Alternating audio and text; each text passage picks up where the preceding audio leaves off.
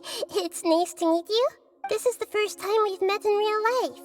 Before, we've only met in dreams, consciousness, or when I was in someone else's body. Thank you so much for coming to rescue me, but I also need to apologize. During this time, I did some self-reflection. My sense of inferiority and yielding to the academia led to all of this, and created so much trouble for you all. Exactly! We're here because you're a good Archon and one of our friends! Thanks, you too. Amazing. So this is how it feels to walk out of that cage with my own body. It's like I just had an endlessly long dream. I can't even tell if I just woke up or was only now born into this world. My concept of self has become so clear. But now doesn't seem to be the time to indulge in this feeling. This is really embarrassing. You all just rescued an Archon, and now she needs your help to save her country, and even the entire world. It's okay. With you here, Paimon's sure that everything will work out. There's one more thing. What is it? For all the things the academia did to me, and for all the folly it committed in the name of wisdom, as their Archon, I will make them pay. Ah! Wow! That's the spirit! You're finally standing up for yourself and not letting people walk all over you! I understand now. To be a better Archon, I first need to better myself. If you haven't even figured out how to be a caterpillar, how can you be a butterfly? Yes, true. That reminds me. I wonder how far along the academia is with their god creation plan. We need to hurry and prevent the birth of that false god. I need to make some preparations. Since I'm now free, I can establish a direct link to the Akasha and control it. First things first, I need to remove the restrictions that the doctor put on me in the Akasha. After that, I'll make some adjustments and revoke the sage's permissions. The Akasha will then be like how it originally was, only operable by the Archon. After all, the academia betrayed Greater Lord Rukkhadevata's trust. This might take some time.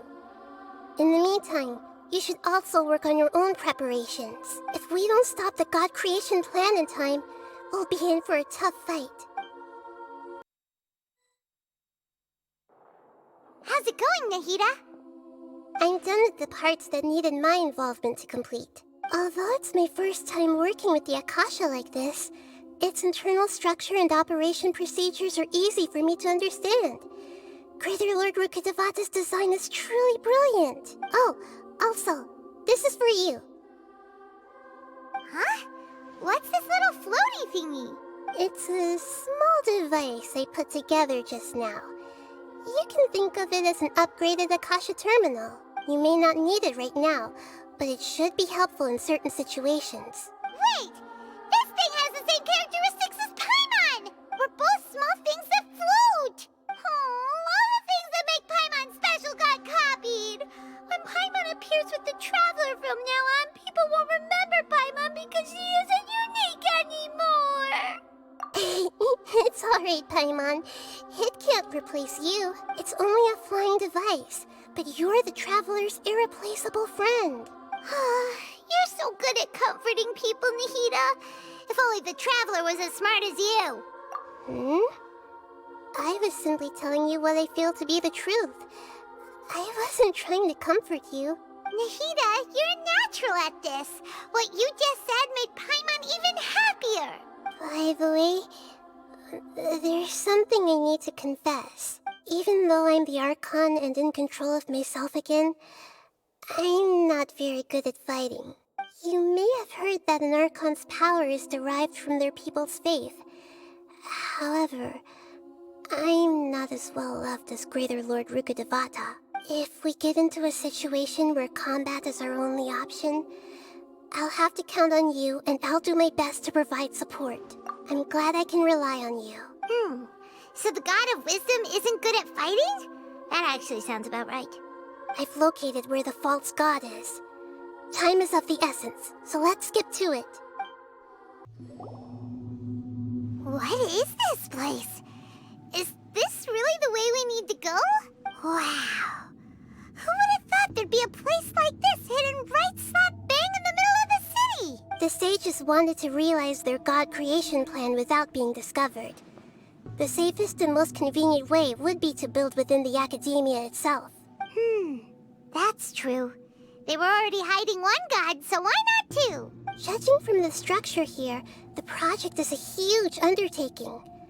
The sages really saw the god creation plan as their ultimate goal.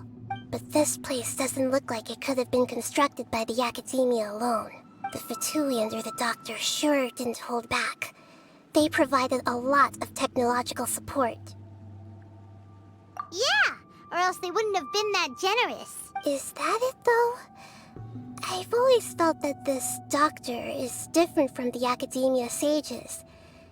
He doesn't seem to share their sense of urgency.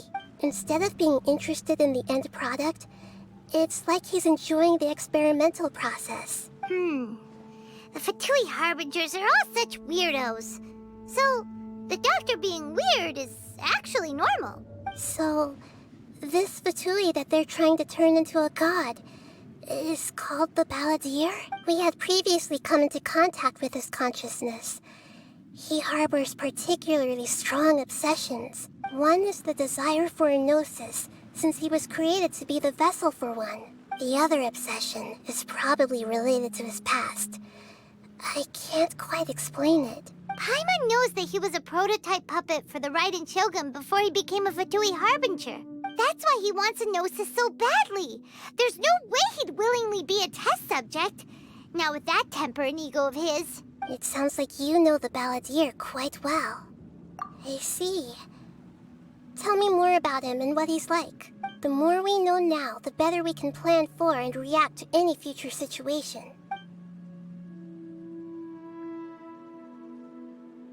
Ah, I see. How fascinating. All right, time to go. Let's get through here and meet him in person.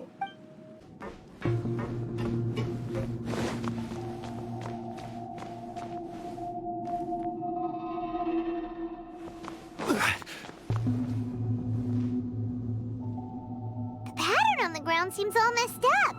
Let's go around and see if there's a way to fix it. Looking at its operational status, we must prepare for the worst. The god they wanted to create is likely close to completion or already completed. Oh no, what should we do? Paimon can't imagine how hard it would be to fight against a Fatui Harbinger with a gnosis. Are you nervous, Paimon? If you really want to know, of course Paimon's nervous.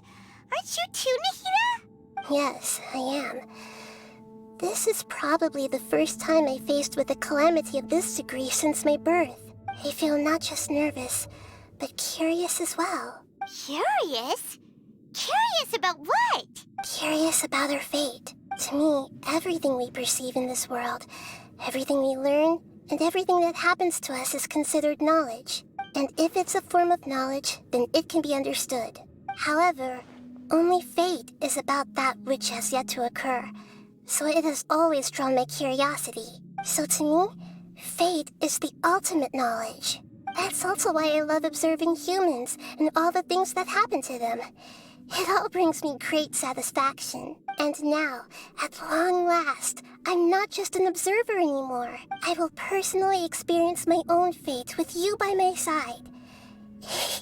Isn't this such a wonderfully exciting thing? Ah, so that's what you mean.